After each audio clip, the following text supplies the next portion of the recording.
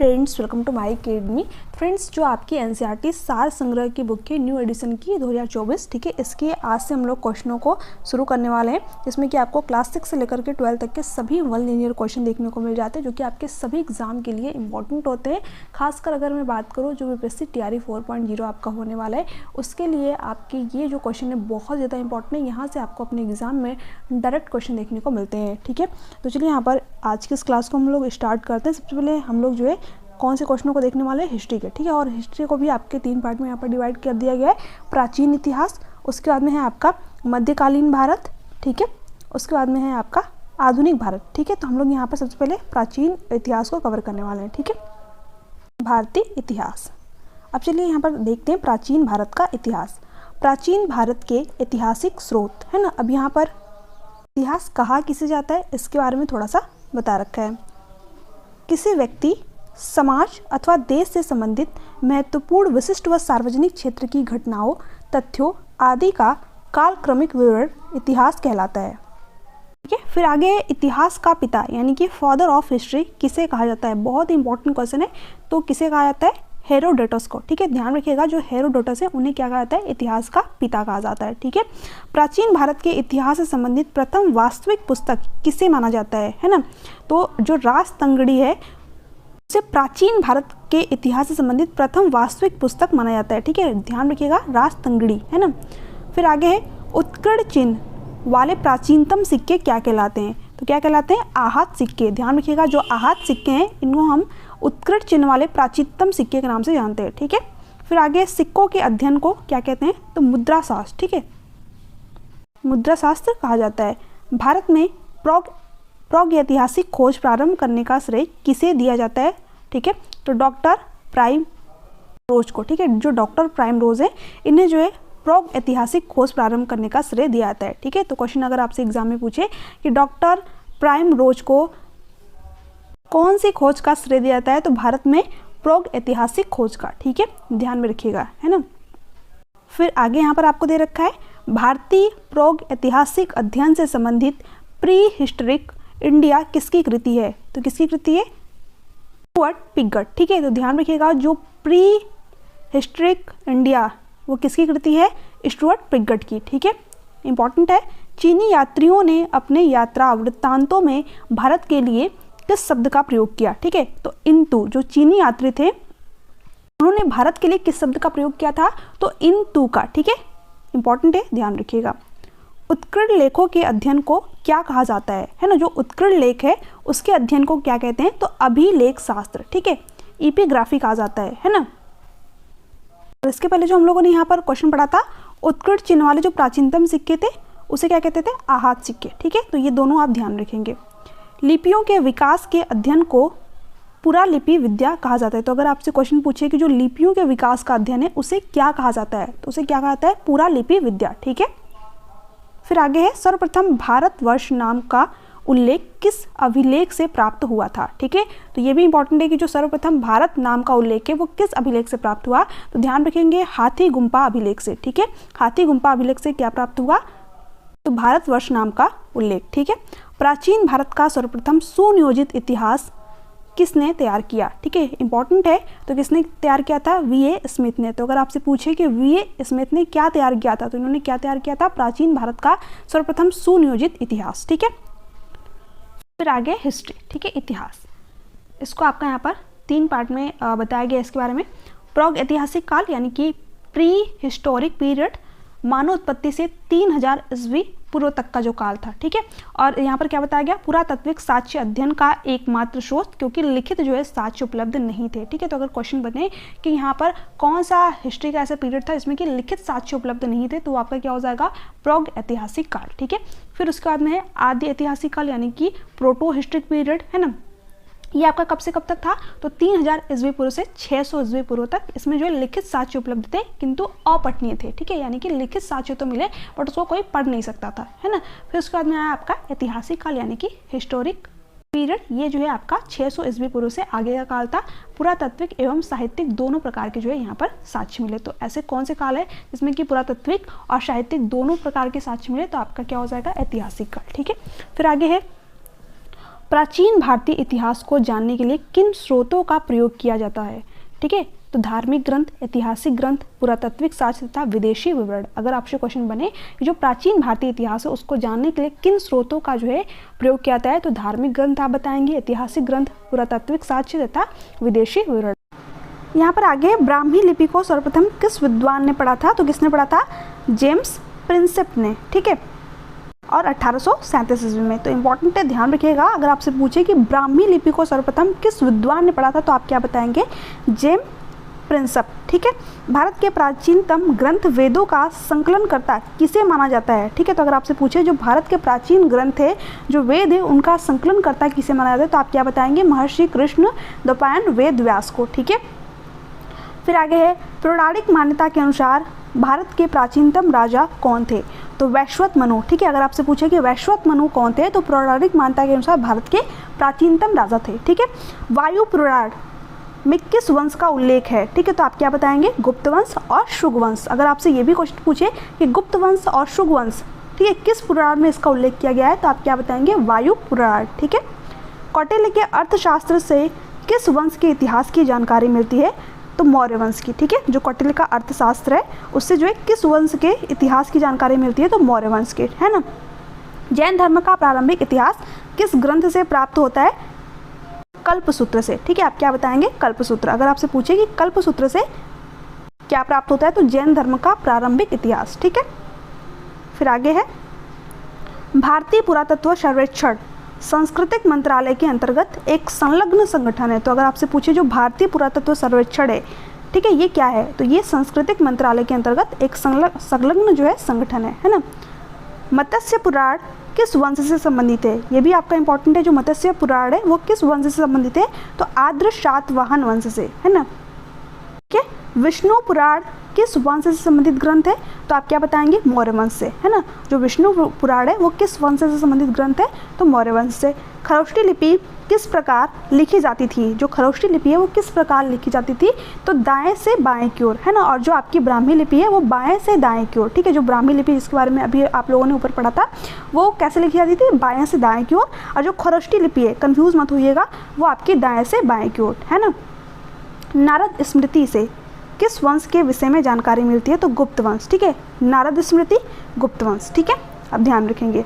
स्मृति ग्रंथों में सबसे प्राचीन एवं प्रमाणिक पुस्तक कौन सी मानी जाती है? ठीक है, तो आप क्या बताएंगे? मनुस्मृति। ठीक है, जो स्मृति ग्रंथ है उसमें सबसे प्राचीन और प्रमाणिक पुस्तक कौन सी है? तो मनुस्मृति। आगे सुख काल का मानक ग्रंथ किसे कहा जाता है? तो किसे कहा जाता है? मनुस्मृति को। ठीक है, स्त्री को पुरुष की अर्धांगिनी किस ग्रंथ में कहा गया है? ठीक है, अगर आपसे पूछे जो स्त्री है उसको पुरुष की अर्धांगिनी किस ग्रंथ में कहा गया है? तो आप क्या बताएंगे? शतपथ ब्राह्मण में। ठीक है, इंपॉर्टेंट है आपका। आगे है महाभारत का प्रारंभिक उल्लेख आश्वलायन गृह सूत्र में मिलता है। प्रारंभ में इसमें मात्र 8800 श्लोक थे। तो अगर आपसे क्वेश्चन पूछे कि महाभारत का उल्लेख कहाँ पर मिलता है, तो आश्वलायन गृह सूत्र में। इसमें कितने प्रारंभ में श्लोक थे? तो 8800 श्लोक थे। ठीक है, और 8800 श्लोक थे तो उसका नाम क्या था? जय संहिता। ठीक है, कुछ समय पश्चात यह बढ़कर 24,000 श्लोक हो गया और भारत नाम से प्रसिद्ध हुआ। अंत में 1 लाख श्लोक होने के कारण सप्तसाहसी संहिता या महाभारत कहा जाने लगा। तो अगर आपसे पूछे कि सप्तसाहसी या महाभारत क्यों कहा जाता है, तो इसमें 1 लाख श्लोक होने के कारण। ठीक है, फिर आगे है पुरालेख विद्या से क्या अभिप्राय है ना। तो शिलालेखों का अध्ययन। अगर आपसे पूछे कि जो पुरालेख विद्या है इससे क्या अभिप्राय है, तो आप क्या बताएंगे? शिलालेखों का अध्ययन। पुरावशेष का महानतम अन्वेषक किसे माना गया है? ठीक है, तो डार्विन को, है ना। जो डार्विन है उन्हें क्या माना गया है? पुरावशेष का महानतम अन्वेषक। ठीक है, यानी कि खोजकर्ता। इब्न बतूता का यात्रा वृत्तांत किस नाम से प्रसिद्ध है? तो आप क्या बताएंगे? रेहला। ठीक है, फिर आगे है हेनसोंग ने किस विश्वविद्यालय में बौद्ध धर्म का अध्ययन किया था? ठीक है, इंपॉर्टेंट क्वेश्चन है। ठीक है, अगर आपसे पूछे कि हेनसोंग ने किस विश्वविद्यालय में बौद्ध धर्म का अध्ययन किया था, तो आप क्या बताएंगे? नालंदा विश्वविद्यालय। और नालंदा विश्वविद्यालय के संस्थापक कौन है? आप मुझे नीचे कमेंट में कमेंट करके बताइएगा। ठीक है, फिर हम लोग यहाँ पर आगे देखते हैं। अब यहाँ पर प्रमुख अभिलेख व शासक। ठीक है, हाथी गुम्पा अभिलेख, उस समय शासक कौन था? कलिंग नरेश खारवेल। ठीक है, उनके शासनकाल में क्या मिला? हाथी गुम्पा अभिलेख। ठीक है, एहोल अभिलेख पुलकेशिन द्वितीय, ठीक है, इनके शासनकाल में मिला। नासिक अभिलेख जो है गौतमी बलश्री के शासनकाल में मिला। जूनागढ़ अभिलेख रुद्रदामन के शासनकाल में मिला। प्रयाग स्तंभ अभिलेख समुद्रगुप्त, ठीक है। मंदसौर अभिलेख जो है मालवा नरेश यशोवर्मन के शासनकाल में मिला। ग्वालियर अभिलेख प्रतिहार नरेश भोज, ठीक है। देवपाड़ा अभिलेख बंगाल शासक विजय सेन, ठीक है। भितरी व जूनागढ़ अभिलेख स्कंदगुप्त, है ना। तो ये सारे जो है इंपॉर्टेंट है प्रमुख अभिलेख व शासक, आप जो है इसको ध्यान रखिएगा। देखिए इस क्लास की जो पीडीएफ है ना आप सभी को टेलीग्राम चैनल पे मैं प्रोवाइड कर दूंगी, क्योंकि बहुत सारे स्टूडेंट जो है क्लास खत्म होने के बाद में पूछते हैं कि पीडीएफ कहाँ पर मिलेगा। तो पीडीएफ आप सभी को डेली मैं टेलीग्राम चैनल पर प्रोवाइड कर दूंगी, ठीक है। टेलीग्राम चैनल का लिंक आप सभी को चैनल के डिस्क्रिप्शन बॉक्स में या फिर फर्स्ट कमेंट पिन में मिल जाएगा, वहाँ से टेलीग्राम चैनल को जरूर ज्वाइन कर लीजिएगा। यहाँ पर जितनी भी आपकी एनसीईआरटी सार संग्रह की जो क्लासेस होंगी उसकी डेली पीडीएफ मैं आप सभी को टेलीग्राम चैनल पर ही प्रोवाइड करूँगी, है ना। फिर आगे देखते हैं, बौद्ध स्तंभ लेख से किसकी जानकारी मिलती है? तो शुंग काल की, ठीक है। अगर आपसे पूछे जो बौद्ध स्तंभ लेख है इससे किसकी जानकारी मिलती है तो आप क्या बताएंगे? शुंग काल की, ठीक है। हेन सॉन्ग ने अपनी यात्रा वृत्तांत का वर्णन किस पुस्तक में किया है? ठीक है, तो CU की, ठीक है। तो आप क्या बताएंगे? CU की, है ना। अरबी भाषा की पुस्तक किताब उल हिंद की रचना किसने की थी? इंपॉर्टेंट क्वेश्चन है, ठीक है। किताब उल हिंद की रचना किसने की थी? जो कि अरबी भाषा की पुस्तक थी, अल-ब्रूनी ने, ठीक है। और अल-ब्रूनी क्या थे? एक यात्री थे जो कि उज्बेकिस्तान से भारत आए थे, है ना। आगे, मोरक्को का यात्री इब्न बतूता भारत में मोहम्मद बिन तुगलक के दरबार में आया था तथा तुगलक ने उसे दिल्ली का काजी नियुक्त किया था। तो इंपॉर्टेंट है, ये आपके एग्जाम में क्वेश्चन पूछा गया है। जो इब्न बतूता है वो कहाँ का यात्री था? तो मोरक्को का, ठीक है। और ये जो है किसके दरबार में आया था? तो तुगलक के, ठीक है, मोहम्मद बिन तुगलक के। और जो तुगलक है इन्होंने जो इब्न बतूता है इसको क्या घोषित किया था? तो दिल्ली का काजी, ठीक है, दिल्ली का काजी जो है नियुक्त किया था। आप ये ध्यान रखेंगे, इंपॉर्टेंट पॉइंट है ना। मार्को पोलो द्वारा किस राज्य की यात्रा का उल्लेख मिलता है ना। जो मार्को पोलो है उनके द्वारा किस राज्य की यात्रा का उल्लेख मिलता है? तो पांड्य राज्य की, ठीक है। ये भी आपका इंपॉर्टेंट है। पतंजलि के महाभाष्य से किस वंश के इतिहास का पता चलता है? जो पतंजलि के महाभाष्य है उससे जो है किस वंश के इतिहास का पता चलता है? तो सुग वंश का, ठीक है। ये सारे इंपॉर्टेंट पॉइंट है, आप यहाँ पर ध्यान रखेंगे। ये चीनी लेखकों का वर्णन, ठीक है। यहाँ पर इमेज क्लियर है, ठीक है, आप यहाँ पर देख पा रहे होंगे। लेखक, समय, रचनाएं, यात्री विवरण, है ना। तो लेखक की अगर मैं बात करूँ तो फायान, इनका समय कब से कब था? तो 399 से 414 ईस्वी। रचनाएं, भारत दशा का विवरण, है ना। यात्री विवरण में क्या है? यह प्रथम चीनी यात्री था। तो क्वेश्चन बनेगा कि प्रथम चीनी यात्री कौन था? तो फायान, है ना, जिसने चंद्रगुप्त द्वितीय विक्रमादित्य के समय भारत की यात्रा की। तो जो फायान है उसने कब से कब भारत की यात्रा की थी? तो चंद्रगुप्त द्वितीय और विक्रमादित्य के समय में, ठीक है, इंपॉर्टेंट है।